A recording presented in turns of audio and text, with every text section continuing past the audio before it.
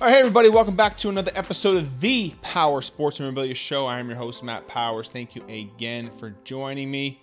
Please visit the website, powersportsmemorabilia.com. Also, give me a follow over there on Instagram at Powers Autographs. That's where we have all the fun. It's over there on Instagram. It's just the easiest platform to use of all these social media channels. We got an interesting topic today here. We're back here again in the $10 million studio. I don't have any inventory anymore. Everybody keeps buying it, so I had to take a customer's shoe and put it in here for the little background here. So that's what you see there. I don't have anything, so I guess it's a good problem to have. But thank you guys to everybody who's been doing business with me in the past decade or so. Oh, tough topic today. We're gonna be talking about why tickets and rookie cards for some signings aren't being signed anymore. We're going to talk about why that's happening and then get my thoughts on what the future of that is going to be. Is this something that is going to be permanent? Potentially. So we'll get into that here in just a little bit. I've talked about this a little bit on Instagram. You can go back and see some of the posts there. I thought it would be good to do a little video on this, kind of wrap it all together. And Patrick Ryan just did a IG Live last week on it. And I'm going to kind of tie his thoughts into this as well. So if you're not following him over there on Instagram at DP Ryan Collection, make sure you do that. He's always got some interesting thoughts. He's in the ticket business. So definitely had some really great thoughts on that IG Live. I really enjoyed it. Okay, so what's happening here?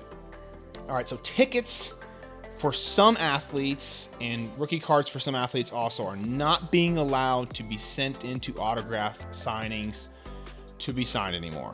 Okay, so the recent Peyton Manning signing coming up here with Fanatics, they are not allowing any tickets to be signed. However, you can still send in cards. So there's some sort of a little bit of bonus there. Can't get any inscriptions on cards though. Okay, so these are kind of the new rules. Pete Rose just did a signing, no rookie cards with him, and then no tickets also. That was a new one.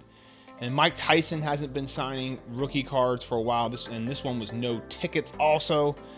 So you're going to start seeing a lot of this coming down here. It just seems like all these autograph signings have more rules than your parents gave you as a kid. I mean, it is just so complicated. It's complicated on my end too when I have 25 or 30 different autograph signings going on and everybody's got different rules. And Fanatics, you can't sign Panini cards, you can't do this, so it's all over the place, okay? So that's what's going on, is you're just seeing a lot of restrictions on items being signed at signings, all right? Now, why is this happening? Some of you might be kind of confused. Well, why are they, not allowing certain items to be signed? I mean, don't they want the money? Well, yes, they do want the money. They just don't want the money from you, okay? And let me explain here in just a second, all right? A lot of people that send stuff into signings are just genuine collectors. They don't sell anything. But I think a good majority of people that are collecting are also selling.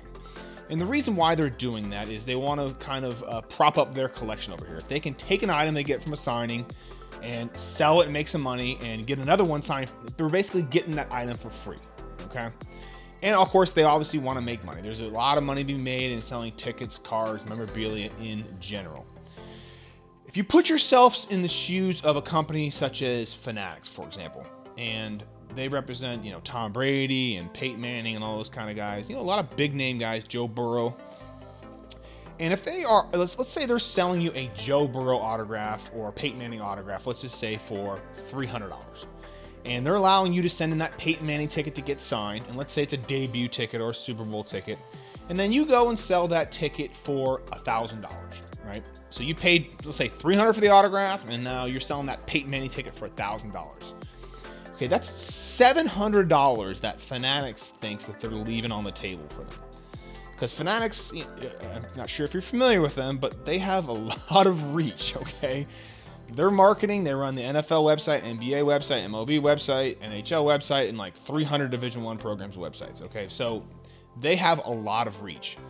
And so if you look at it this way, your profit for selling that item is really kind of their opportunity. Okay? That's kind of a popular saying that you've heard in the last couple weeks. And it's true. So companies such as Fanatics, with the guys such as Peyton Manning, Tom Brady, names we're all familiar with, these guys don't sign for a couple $100s. Okay, they don't sign for tens of thousands of dollars. These guys sign for millions of dollars. And if you put yourself in Fanatics' shoes, hey, listen, we're forking over upfront costs to all these athletes. We're getting them to agree to do signings. So, yeah, yes, we can have items to sell on our website, but also so collectors can add stuff in to their collection, or people can send in stuff for signings and get stuff for their collection. So it is a nice service that they do offer.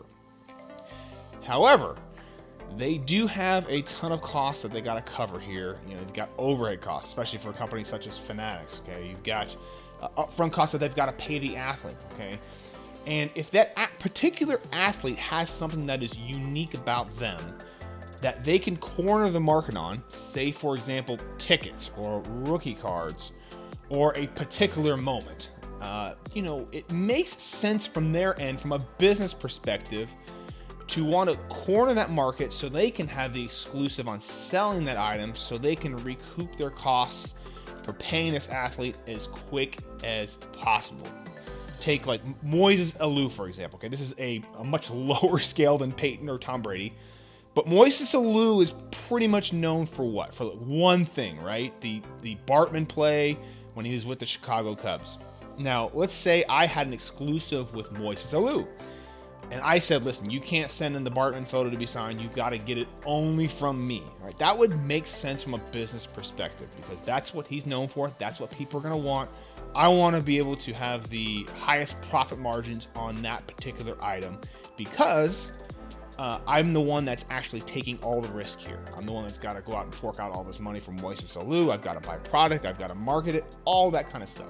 So as a collector, you really don't care about that stuff. You're like, well, whatever, they're just being greedy. I don't think they're being greedy. To a certain extent, they just want to maximize the ROI on their investment.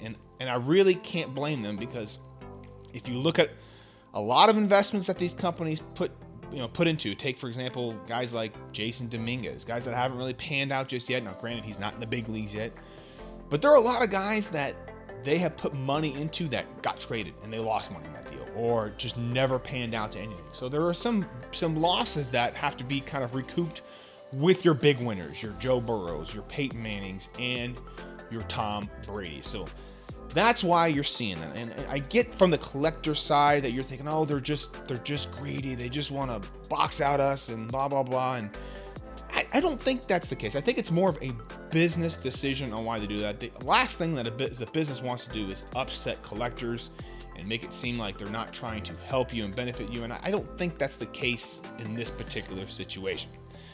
So what's next for this here? Are they going to allow tickets to come in? Are rookie cards really going to kind of be banned, I guess? Banned is kind of a strong word. Are they going to be kind of left out of a lot of these signings? And again, we've already seen this kind of with the cards not being signed with some other signings. But take advantage while you can. This is kind of the message I want to get across to you guys. And I've talked about this on Instagram for a couple of different times. But if your favorite athlete is signing a particular item right now, and you've been thinking about getting it signed, take advantage while you can. These guys aren't going to be signing some of these items forever. Peyton Manning's got a signing coming up right now with Fanatics. He's signing cards at pretty cheap pricing too. I think it's a couple $100 to get Peyton to sign your card there. What is that, $350 or so, somewhere around there? Not bad. I mean, it's not a bad price, $350, $400. So I mean, again, you can't get inscriptions on it, but again, if your athlete is signing stuff, get it while you can, because I could totally see Fanatics saying, listen, no cards. We took 1,000 cards and we got 1,500 items signed last time. Everything was cards. We want to corner the market on the cards. I get that. So take advantage while you can. So is this going to be permanent? Like, are these guys never going to sign tickets again? I hate to use the word never, because listen, I'm wrong all the time. People in the industry are wrong all the time. So I would never say never, I guess. Or I just did. But I think this is kind of like, I guess the administration would say right now about inflation. This is transitory. I don't think this is going to be permanent. I think, and the reason why I think that is, in the collectible industries, people kind of move around from certain things. Okay, cards are big one day, then tickets are big the next, then Funkos are big the next, then game use stuff is big. And we might see a peak already at tickets, or we might see a peak already on cards, for example. And I don't think a lot of these companies are going to have, the ability to sell a lot of this stuff as quickly as they might think so. So if they got a bunch of inventory on cards, a bunch of inventory on tickets that maybe aren't selling as quick as they should be, well, listen, they'd rather get the money up front than buy it and sit on it forever and not have items sell. So I don't think that these items are going to be banned forever. I think it's a little transitory right now, and I think it will be opened up at some point.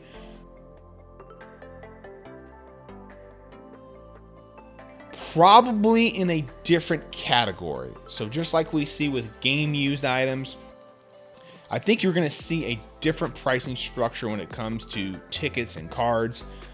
And I'd be okay with that. I think that's fine. I think as long as collectors are given the option to send in, they may not agree with the pricing, but as long as they are given the opportunity, I'm okay with that. Let's take Peyton Manning. I'm talking about him a lot today. Let's say, for example, he's $350, $400 for a card, but let's say he's $800 for a ticket. Big jump in pricing there, but at least you've had the opportunity to send something in, get it signed for your collection. Or if you think you could sell it down the road, at least you're given that opportunity. Again, the ticket market is relatively new in the industry. It's not as big as, say, the card market is, or maybe even the game used market. So it may peak, it may have room to grow. It's just kind of hard to tell. So you're going to be able to see in the next kind of, I'd say, year to 2 years with this new rules in place. Fanatics is going to be able to see, hey, how well is this stuff selling? Is it a good business decision to not allow people to send stuff in? And, they're going to go where the money is, right? So if they can make more money holding that stuff and, taking it a year to 18 months to sell, or getting the money up front from a signing, they're going to make the decision that's best for them. Again, they're way smarter than me, way smarter than you. They know what they're doing.